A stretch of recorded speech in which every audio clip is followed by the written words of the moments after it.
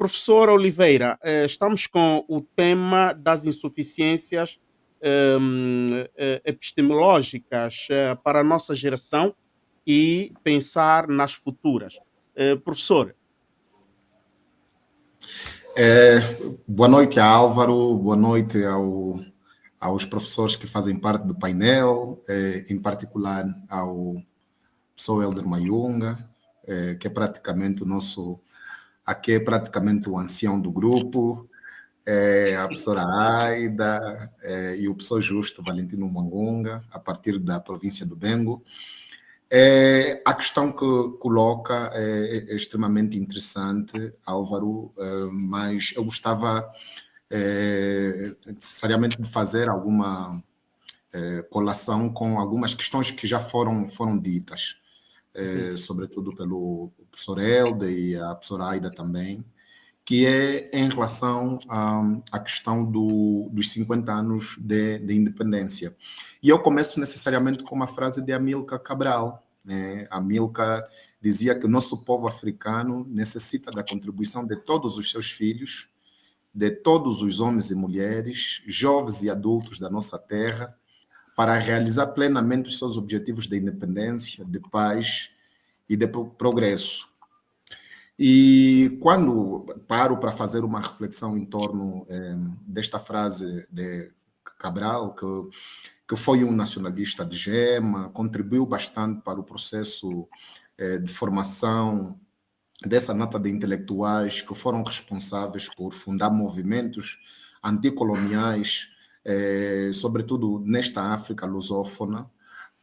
Também como um grande intelectual que, inclusive, articulou essa espécie de constelação dos vários movimentos da lusofonia, né, com o Fraim, e depois teve essa evolução para o CONCEP, e que depois deu origem à questão dos palopes, nos remete necessariamente a pensar que a independência que tinha sido idealizada pelos pais fundadores dos atuais Estados africanos, ela tinha determinados objetivos fixados, tanto a necessidade de termos Estados autodeterminados, né, a possibilidade de sermos independentes do ponto de vista político, econômico, social e, sobretudo, cultural. Havia essa necessidade de constituir Estados africanos fortes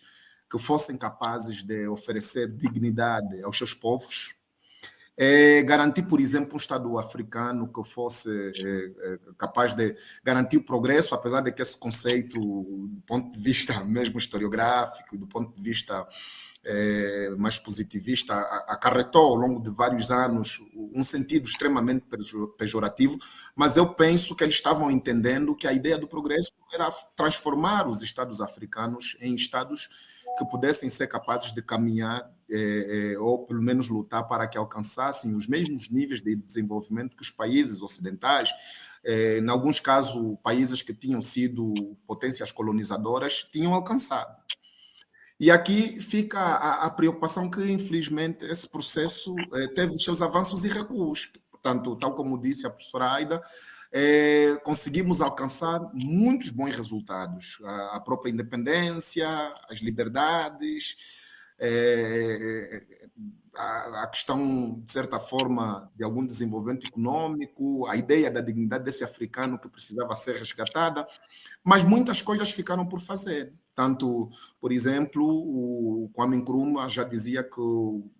infelizmente, nós tínhamos alcançado a independência política, mas faltava aqui a independência econômica, porque aquilo que tinha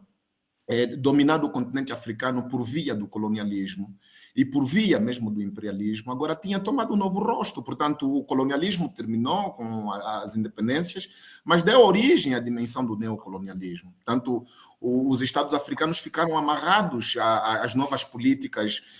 globais e, sobretudo, gizada pelas grandes potências, o que, de certa forma, acabou por encravar também parte do seu próprio plano de desenvolvimento. É claro que houveram questões de ordem exógena, né, como a própria Guerra Fria e a conjuntura geopolítica que se viveu naquela altura, mas também houveram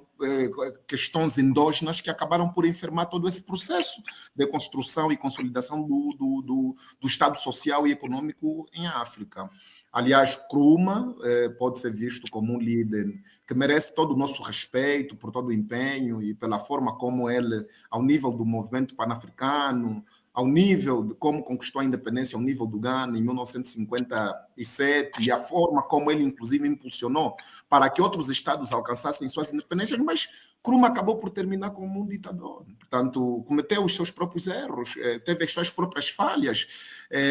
Podíamos dar aqui também um exemplo de Ahmed Sékou Touré, na Guiné-Conakry, que teve praticamente as mesmas falhas do ponto de vista organizativo. Então, quando nós pensamos hoje esses 50 anos, significa também refletir necessariamente nessa África que temos hoje, né? Mas pensando, sobretudo, também articulando aqui o debate do professor Helder sobre a questão da identidade, quer dizer, de onde estamos vindo, onde nos encontramos, para onde pretendemos chegar, né? E que instrumento, que estratégias podem ser adotadas para necessariamente garantir que tenhamos a capacidade de resolver os nossos próprios problemas. Problemas, sobretudo, que exigem da parte dos próprios intelectuais a capacidade de buscar referências endógenas, né? Aquilo que é colocado muito pelo Apinhá, né? A necessidade de que, ao mesmo tempo que estamos pensando nessa África interna, que tende a valorizar a questão da tradição oral, a sua própria cultura e a forma como ela se mobiliza no âmbito das suas mudanças, produzindo modernidades internas, essa África ela não se desconecta também do contexto global, né? Portanto, é uma África em movimento, é uma África que deve ser localizada no espaço, né? Como diz aqui Antongo, né? No tempo e no espaço. Portanto, e essa África necessariamente precisa pensar em relação aos problemas que vive e em relação às soluções que podem ser encontradas. Há outra questão que talvez eu possa acrescentar em termos introdutórios também, é tentar pensarmos aqui num conceito que eu penso que passou a ter alguma força, sobretudo a partir das décadas de 90, e o conceito está relacionado com a questão da renascença africana, né? O professor Justo provavelmente vai tentar condimentar melhor essa questão, mas a renascença africana acabou por ser, na verdade, um movimento que tinha sido já idealizado naquela altura por Thabo Mbeki, e ele fazia esse discurso mesmo na altura em que era o vice-presidente, penso, mas que esse conceito passou a ser necessariamente discutido e, inclusive, é uma dimensão de praticidade a partir do momento em que realiza uma conferência que foi muito importante em Joanesburgo e ocorreu de 28 a 29 de setembro de 1998. O que é que o pessoal da Renascença, por exemplo, pensava naquela altura? A possibilidade de que era necessário pensar um continente africano que fosse capaz de ultrapassar os grandes desafios existentes. E eles levantavam aqui a questão da corrupção, da instabilidade política constante, as guerras civis, o problema da justiça e do desenvolvimento, a dimensão da dignidade humana, a possibilidade da transformação econômica, a questão do Estado democrático e de direito e o respeito pelas liberdades. Então, assim, o pessoal da Renascença começa a discutir essas questões, mas eles começam a entender que havia uma grande necessidade de entender essa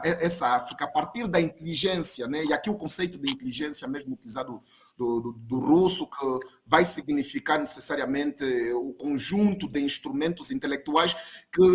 africanos estão utilizando para encontrar saídas aos problemas que existem, e aqui podiam envolver vários outros dispositivos, desde dispositivos ligados à arte, à cultura, à filosofia, que pudessem ser atribuídas a esses problemas existentes. Então, o pessoal da Renascença diz assim, olha, é possível, sim, pensarmos, por exemplo, na possibilidade de que há necessidade de ter uma África sem conflito, sem guerra, há necessidade de termos uma África em que as instituições democráticas realmente funcionem, há necessidade de termos uma África que consiga oferecer dignidade às suas próprias populações. Mas, para isso, precisamos discutir necessariamente entre nós, né, como e de que ponto e que instrumentos podem ser utilizados para a resolução desses problemas. Portanto, penso que pensar a partir do que o pessoal da Renascença, que recupera, de certa forma, algum debate historiográfico que já estava acontecendo também, mesmo no contexto colonial, com intelectuais passados, também pode ser um instrumento importante para, de certa forma, ultrapassarmos as diferentes dificuldades ou obstáculos ou problemas que o continente africano enfrenta.